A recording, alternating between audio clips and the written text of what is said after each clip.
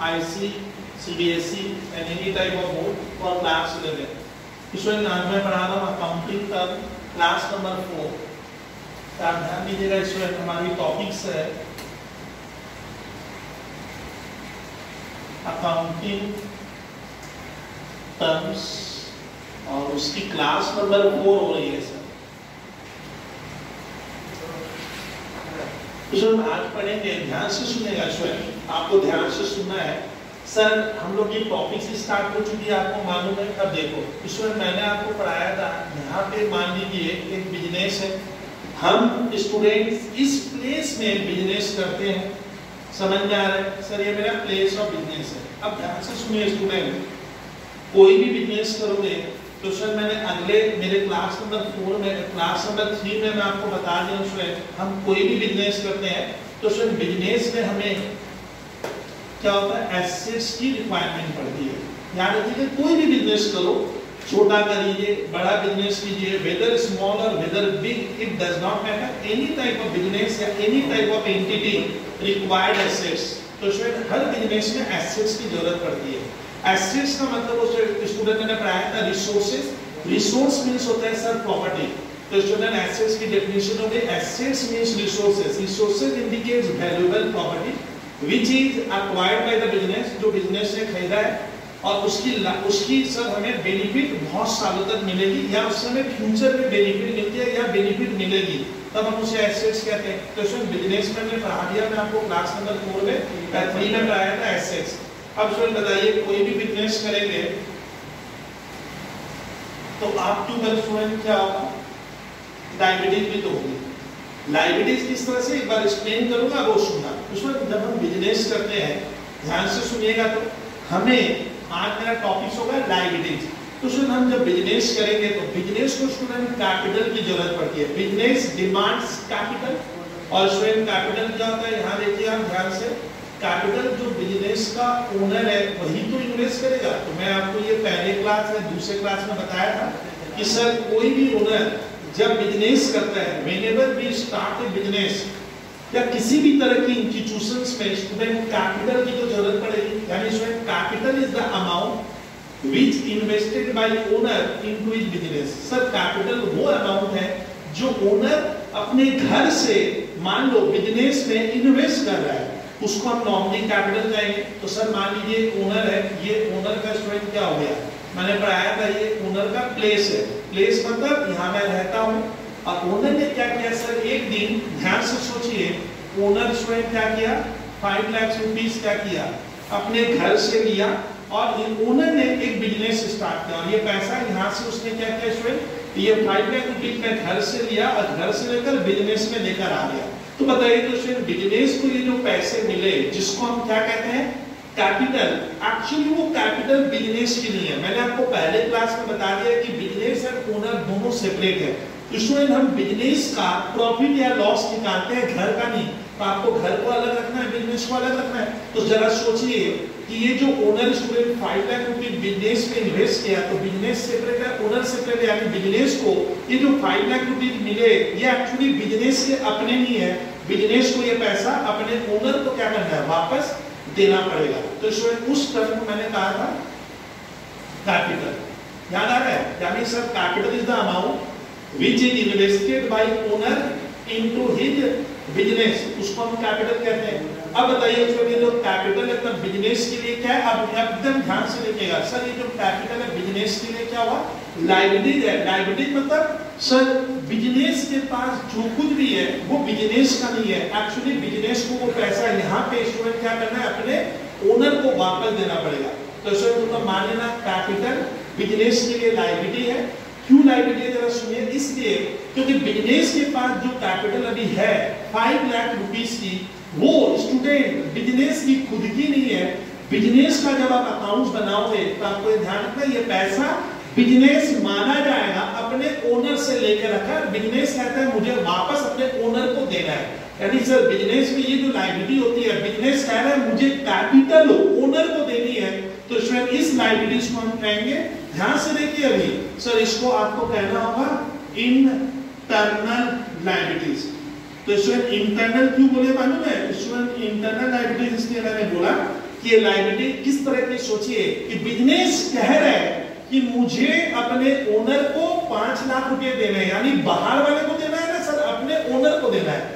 यानी स्टूडेंट ध्यान रखिएगा कि बिजनेस अगर अपने ओनर को कुछ देगा, मैंने बिजनेस कहता है मुझे ओनर को ये पैसा वापस देना है, तो वो इंटरनल हो गया, क्योंकि ये बाहर वाला नहीं है, it is not the outsiders of the business. तो माना जाता है कि ओनर बिजनेस का एक पार्ट है, तो इसको हम लोग कहते हैं इंटरनल लायबिलिटी। इंटरनल क्या हो गया सर, जब भी कोई बिजनेस, ध्यान से सुनिए, अगर मुझे ओनर को कुछ देना है तो आप कहना इंटरनल। अब सुनिए, उसमें जब आप बिजनेस करोगे, बहुत ध्यान से सुनिएगा, जब आप बिजनेस करोगे तो कैपिटल तो ओनर देगा, लेकिन कभी कभी स्टूडेंट बिजनेस क्या करता है, बाहर वालों से पैसे उधार लेता है। मैं आपको 11 के स्टूडेंट इतना डिटेल में नहीं जाता है, तो कभी कभी स्टूडेंट आपका बिजनेस क्या होगा, आप कहोगे कि सर मैं बाहर वालों से, ये आउटसाइडर में कौन हुआ, मान लीजिए यहाँ एक बैंक है, बैंक से हमने क्या किया स्टूडेंट, इस बिजनेस ने क्या किया, बैंक से हमने स्टूडेंट लोन लिया, लोन माने उधारी लेना। स्टूडेंट जब लोन, अब बताइए स्टूडेंट बिजनेस ने क्या किया, मान लो यहाँ पे student state bank of India है, तो स्टूडेंट ये जो एसबीआई बैंक है, और मान लो सर मेरे बिजनेस ने एसबीआई बैंक से 5 लाख का लोन लिया, लोन लेंगे तो बताइए कि स्टूडेंट लोन आप लोगे तो ये पैसा बिजनेस का क्या हो गया, बिजनेस लोन ले रहा है, तो स्टूडेंट ये जो पैसे बिजनेस ने लिए वापस स्टेट बैंक को क्या करना पड़ेगा सर, बिजनेस को तो वापस उसे देना पड़ेगा।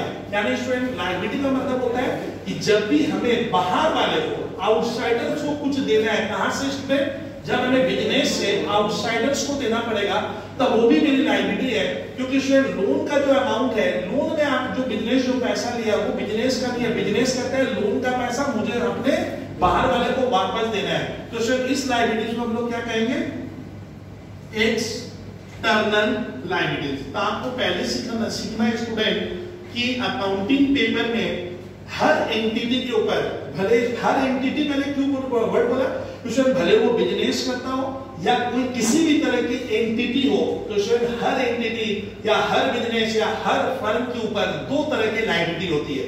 सर जो पैसा स्टूडेंट हमें अपने बिजनेस से बाहर वाले को देना है, बाहर वाला मैंने थर्ड पार्टी को देना है, वो ओनर नहीं होना चाहिए। अगर ओनर नहीं होगा, अगर मुझे बाहर वाले को देना, outsiders claim from our assets, बाहर वाला कहता है सर ये हिस्सा मैं आपसे लूंगा, तब उसको आप कहना एक्सटर्नल लायबिलिटी। तो सिर्फ बिजनेस में 2 तरह की लायबिलिटी, ध्यान से सुनिएगा। इसमें एक, आपको अपनी बिजनेस की प्रॉपर्टी में से आउटसाइडर्स कोई पैसा मांगे, बाहर वाली दुनिया कोई पैसा मांगता है, तो स्टूडेंट हम लोग उसको कहते हैं एक्सटर्नल लायबिलिटी। और अगर स्टूडेंट बिजनेस को अपने ओनर को देना है, ओनर कह रहा है मैं अपने बिजनेस से पैसा लूंगा, मेरा हक बनता है, तो उसका आप कहना internal liability. Student internal liability का बेस्ट एग्जांपल है कैपिटल। कैपिटल कौन सा पैसा स्टूडेंट, जो पैसा बिजनेस ने अपने मालिक से लिया है, ओनर से लिया, और बिजनेस कहता है ये 5 लाख की कैपिटल मुझे ओनर को देनी है, तो ये इंटरनल लायबिलिटी का एक एग्जांपल बना। सर एक्सटर्नल मतलब जो बाहर वाले को हमें पैसा देना, आउटसाइडर्स नहीं दोगे तो वो आपके ऊपर केस करता है। उसमें अगर मैं लोन का पैसा नहीं चुकाऊंगा तो स्टेट बैंक मेरे ऊपर केस करने का हक रखती है और मुझे वो कोर्ट तक ले जाएगा। यानी सर एक्सटर्नल और इंटरनल लायबिलिटी में क्या डिफरेंस है सुनिए। अगर आप एक्सटर्नल, बाहर वाली लायबिलिटी, थर्ड पार्टी को अगर मैं अपने सर एसेट्स में से पैसा नहीं दे पाऊंगा, जिन पे उनका हक है, जो पैसा वो उस पे क्लेम करते हैं, तो याद रखिएगा वो एक्सटर्नल है। और अगर आप लोन नहीं चुकाओगे, जो लोन आप बैंक से लिए, तो सामने वाला आप पे केस कर सकता है, आपको उसको प्रॉपर्टी हर हाल में देनी पड़ेगी, मैंने पैसा देना पड़ता है। लेकिन इंटरनल लायबिलिटी में स्टूडेंट बहुत बार ओनर क्या खुद पे केस करेगा। मान लो इस बिजनेस का लॉस हो गया, आपने 5 लाख रुपए लगाए, बिजनेस में वो पैसा डूब गया, तो बता तो सर ओनर क्या अपने ही बिजनेस में केस करेगा कि मुझे पैसा दिलाइए, मेरा बिजनेस पैसा नहीं दे रहा है। तो सर इसका मतलब लोन और कैपिटल में डिफरेंस है। अब सुनिएगा, लोन आप लिखिएगा, loan is an external liability, it belongs to the third party, it must be paid, इसका पैसा हमें चुकाना ही पड़ेगा, नहीं देंगे तो सामने वाला उसके मेरे ऊपर केस कर सकता है। लेकिन सर कैपिटल इंटरनल लायबिलिटी है, कैपिटल बिलोंग्स टू ओनर, और बिजनेस कहता है मुझे अपने मालिक को पैसा देना है, ओनर को। लेकिन ओनर का पैसा अगर डूब जाए, बैड डेट हो जाए, बिजनेस में पैसे सर आपके जीरो हो गए, तो ओनर खुद पे केस नहीं करेगा। तो सर 2 तरह की लायबिलिटी, इंटरनल और एक्सटर्नल। सर मान लीजिए इसमें इसका एग्जांपल दे रहा हूं, अब सुनिए। इसमें एक्सटर्नल लायबिलिटी में ध्यान से सुनिएगा, दो तरह की लायबिलिटी होगी, बहुत ध्यान से देखिए सर। एक्सटर्नल में एक होगा student short term liabilities, sir short term liabilities, और स्टूडेंट एक होगा लॉन्ग टर्म लायबिलिटीज। इसमें स्टूडेंट शॉर्ट टर्म लायबिलिटीज क्या होता है अब बता रहा हूं। स्टूडेंट हमें बिजनेस से जो पैसा बाहर वाले को देना है, आउटसाइडर्स को देना है, और उसका पेमेंट अगर 1 ईयर के भीतर करना है, विद इन 1 ईयर, तब शॉर्ट टर्म लायबिलिटी क्या है, जिसका पेमेंट हमें विद इन 1 ईयर में करना पड़ेगा। तब शॉर्ट टर्म लायबिलिटी क्या होगा?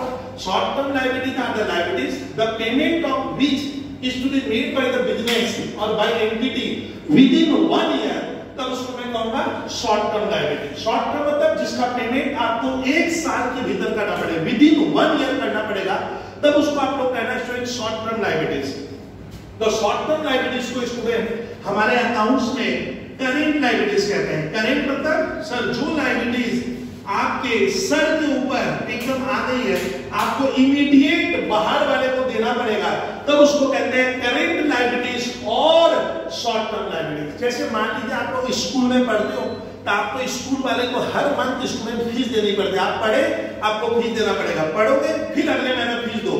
तो सर मान लीजिए एक छात्र बोलता है सर मैं स्कूल में 1 महीना पढ़ा हूं, मेरी स्कूल की फीस 3000 रुपया है, तो बताइए उसको स्कूल को जैसे ही वो 1 मंथ पढ़ लेता है, स्कूल में वो मम्मी पापा को कहता है पापा मुझे फीस देनी है, आप मुझे फीस दे दो, तो वो लायबिलिटी आपकी करंट लायबिलिटी है। तो करंट लायबिलिटी स्टूडेंट वो लायबिलिटी है जिसका पेमेंट हमें बाहर वाले को, एक्सटर्नल दुनिया को तुरंत करना पड़ेगा, जिसकी लायबिलिटी का पेमेंट विद इन 1 ईयर में करेंगे, तब स्टूडेंट उसको आप कहना एक्सटर्नल में कौन सा? Current liabilities. यानी current liabilities are the liabilities the payment of which is to be made within 1 year या 1 ऑपरेटिंग साइकिल, मतलब जल्दी से जल्दी करना है। स्टूडेंट घर में आपका इलेक्ट्रिसिटी का बिल आता होगा 200, 500, 1000, 10,000, आते ही आप कहते हो मम्मी पापा को पापा इसका पेमेंट 10 दिन में करना पड़ेगा, तो वो आपके लिए करंट लायबिलिटी हुआ। स्टूडेंट आप घर में मिल्क लेते हो, दूध वाले का बिल आया 1000 रुपए का या 5000 रुपए का, तो आपका उसका पेमेंट जल्द से जल्द करना है। कौन सी लायबिलिटी? करंट लायबिलिटी भी। स्टूडेंट मान लीजिए आप बाजू वाले दुकान से सामान लाते हो, घर में खाने पीने का सामान लाते हो, तो बताइए उसका पेमेंट क्या 1 साल बाद करोगे? इस महीना लाए अगले महीना दो, अगले महीना लाए तीसरे महीना दो, इमीडिएट देना पड़ेगा। आपके ऊपर एक चाप आता है, आपके ऊपर एक प्रेशर आता है, आपके ऊपर एक दायित्व आता है कि मुझे तो पेमेंट तुरंत करना पड़ेगा। अगर पेमेंट तुरंत करना पड़े, विद इन 1 ईयर करना पड़े, तो उसको कहते हैं स्टूडेंट करेंट लायबिलिटीज। यानी current liabilities are the liabilities the payment of which is to be made by the business within 1 year या 1 ऑपरेटिंग साइकिल। सर आपके यहाँ एक मान लीजिए काम करने वाला कोई आपके व्यक्ति घर में नौकर आता है, आपको उसको 5000 रुपए देने पड़ते हैं, काम करते ही वो पैसा उसे देना पड़ेगा, तो ये आपकी करंट लायबिलिटी है। इसमें करंट लायबिलिटी का वो लायबिलिटी है जिसका पेमेंट हमें जल्द से जल्द करना पड़ता है। अब आता है सर एक्सटर्नल में होता है long term liability, LONG। Long term मतलब स्टूडेंट जिसका पेमेंट आपको 1 ईयर में नहीं करना है, 1 साल बाद करना है, आफ्टर 1 ईयर। यानी any type of payment which is to be made after 1 year, after 1 accounting year या from the date of balance sheet एक बार आता है। सर सीधी बात कहूं 1 साल बाद अगर मुझे पेमेंट करना है तो वो हो जाता है लॉन्ग टर्म लायबिलिटी। 1 साल का मतलब आफ्टर 12 मंथ। तो सर लॉन्ग टर्म लायबिलिटी वो लायबिलिटी है जिसका पेमेंट करना तो पड़ेगा, बट मैं उसका पेमेंट करूंगा कब करूंगा? 1 साल बाद। तो सर मान लीजिए मैंने अपने बिजनेस में स्टेट बैंक ऑफ इंडिया से 5 लाख का लोन लिया। क्या लिया? लोन लिया। ये क्या है? मैं स्टेट बैंक को बोला मैं आपका पैसा 2 साल बाद दूंगा। कब दूंगा स्टूडेंट? After 2 year. तो बताइए मैंने जो स्टेट बैंक से लोन लिया क्या क्या कर रहा हूं कि मैं पेमेंट 2 साल बाद करूंगा या 3 साल बाद करूंगा या 4 साल या 25 साल बाद करूंगा। तो स्टूडेंट जिसका पेमेंट हमें 1 साल बाद करना पड़ता है उसको हम लोग कहते हैं long term liabilities. Sir long term liabilities का एक नाम और है नॉन करेंट लायबिलिटीज। इसको कहते हैं नॉन करेंट लायबिलिटीज। तो सर लायबिलिटीज क्या हुआ? सर अब मुझे शुद्ध करना। सर लायबिलिटीज का मतलब होता है मुझे अपने बिजनेस से, अपने फर्म से जो पैसा बाहर वाले को देना है, जो पैसे बाहर वाले क्लेम कर रहे हैं कि हमें पैसा दीजिए क्योंकि मैंने उसे सर्विस दी है, मैंने उनसे कोई प्रॉपर्टी खरीदी होगी, उसके बदले मुझे उन्हें पैसा देना है। वर्कर मैंने यहाँ काम किया है, मैंने इलेक्ट्रिसिटी बिल यूज किया है, उसके लिए बदले जो बाहर वाले को मुझे पैसा देना है, इसमें तो उसको हम कहते हैं external liabilities. External liabilities are two types, current liabilities और non current liabilities. Current liabilities वो लायबिलिटीज है जिसका पेमेंट हमें 1 ईयर के भीतर करना पड़ता है। वी आर लायबल टू पे विद इन 1 ईयर, वो होती है करेंट। करेंट को कहते हैं शॉर्ट टर्म लायबिलिटीज। और सर नॉन करेंट लायबिलिटीज या लॉन्ग टर्म लायबिलिटीज वो लायबिलिटीज है जिसका पेमेंट मुझे करना है बट इमीडिएटली उसका पेमेंट मैं 1 साल बाद भी करूंगा तो सर वो चलेगा।